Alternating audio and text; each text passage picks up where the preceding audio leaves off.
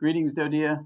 This is DiMartino. I'm the English Language Arts and Social Studies ISS down in Europe South, alongside Alicia Sexton, who's in Naples, and I am in Vicenza. I get the privilege of sharing the Think, Pair, Share strategy, one of the probably easiest and most functional AVID strategies there is to use.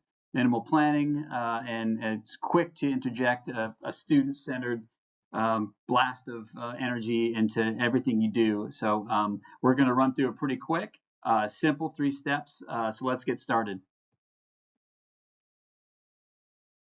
So why Think, Pair, Share? Simply put, it's a student-centered teaching and learning strategy. It encourages students to get up. It encourages students to communicate, to have discourse, and it encourages students to think about what they're learning. So really, again, a really easy way to move students towards that student-centered learning environment. Think, Pair, Share really sets up a stage for students to communicate, to contribute their thoughts, to have discussions, to practice their thinking and their discourse before sharing it with the larger group. And it really creates a really great sort of a crowd sharing environment for students to process their thinking before, during, and after each lesson. So what is it? It's simple. It's think, it's pair, it's share. The name says it all. And here are from 100 feet up looking down, you can see there's only 3 steps. It doesn't necessarily have to be something that's planned. It can be on the spot. If you encounter a concept or an idea that you would like students to process a little deeper, it's a great way to crowdsource knowledge right in the classroom on the spot. So it's a great way to gauge student understanding of a certain concept, to see what they know as they share out and they talk to each other. It's a great way to build confidence in students, knowing that at any time we can break into these think, pair, shares. Students have to be ready, and they know if that's the culture of your class and of the class they're going to go to next period, that they know that's expected of them, so they feel more engaged in the information they're learning. So let's get into the specifics. And again, I'm going to try and move fast because there are only 3, right? So there's not too many moving parts to this strategy. Step 1, a concept that you want students to explore, something that an activity or an upcoming lesson is about to go deeper into, something that primes the pump for what students are going to learn, something that you stop on and you want to see where do they stand, or how do they feel, or what do they know about a certain topic. And it's a great way to review or process information that you sort of just explored. So basically, you pose this to a group of students, you give them a little time to think and to write about it. Have them just think for a second, write down their thoughts on a piece of paper. Writing down that thoughts on a piece of paper really gives them the confidence when they're going to go and share with other students to have something written down. So I do encourage you, and I think that's more of a think, write, pair, share, but doesn't really change anything. It's still the same thing. So that's step 1. Just to get them to think about a concept, to write about a concept, give them just a few minutes, 1 to 2 minutes, keep that timer to keep the thinking sort of still warm and hot, and then stop it and then move on to the next.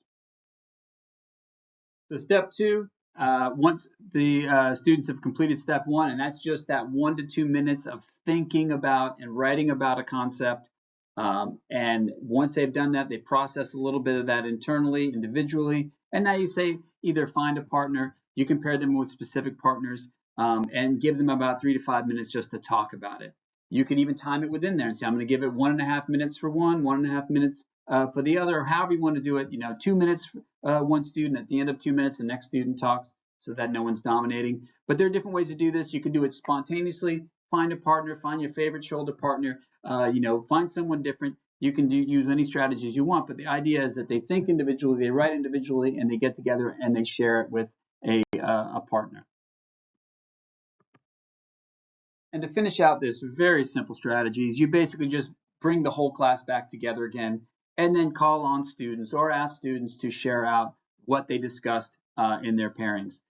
You can, they can stay in pairs and talk out loud. You can get back into your desk individually and talk about what they talked about. But the idea here is, again, that students are they're getting up, they're walking around, they're engaging with another student in discourse, and then they're sharing out with the whole group, building that confidence, building that and crowdsourcing that knowledge and those discussions. So again, simple 3 steps. Click, click, click. You can do it in 10 minutes, and you don't have to necessarily even plan for it. It can be an on-the-spot moment. Here's a few just really simple ways that you can use this strategy. You can see in language arts discussing themes or character motivations after you read, so processing something that you just read.